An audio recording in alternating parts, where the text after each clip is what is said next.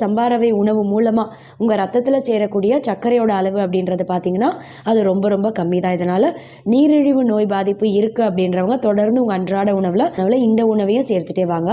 வளர்கிற குழந்தைகளுக்காகட்டும் இல்லை கர்ப்பிணி பெண்கள் 2 பேருமே கண்டிப்பாக சாப்பிட வேண்டிய முக்கியமான ஒரு உணவு இது. ஏன்னா வளர்கிற குழந்தைகளுக்கெல்லாம் பார்த்திங்கன்னா தேவையான புரத ஊட்டச்சத்து அப்படின்றது இதில் ரொம்பவே அதிக அளவில் இருக்குது. இப்போ ஒரு 1/2 கப்பு சாப்பிட்றாங்க அப்படின்னாலே அது மூலமாக பார்த்திங்கன்னா கிட்டத்தட்ட ஒரு 6 கிராம் அளவுக்கு புரத ஊட்டச்சத்து அவங்க உடலுக்கு போய் சேர்ந்துடும். புரத ஊட்டச்சத்து அப்படின்றது வளர்கிற குழந்தைகளோட தசை வளர்ச்சி, எலும்பு வளர்ச்சின்னு எல்லாத்துக்குமே ரொம்ப தேவையான ஒன்று. அவங்க உடலுக்கு தேவையான அந்த ஒரு எனர்ஜி, ஸ்டாமினாவை கொடுக்கக்கூடிய முக்கியமான ஊட்டச்சத்தில் புரத ஊட்டச்சத்து அப்படின்றதும் ரொம்ப முக்கியமான ஒன்று.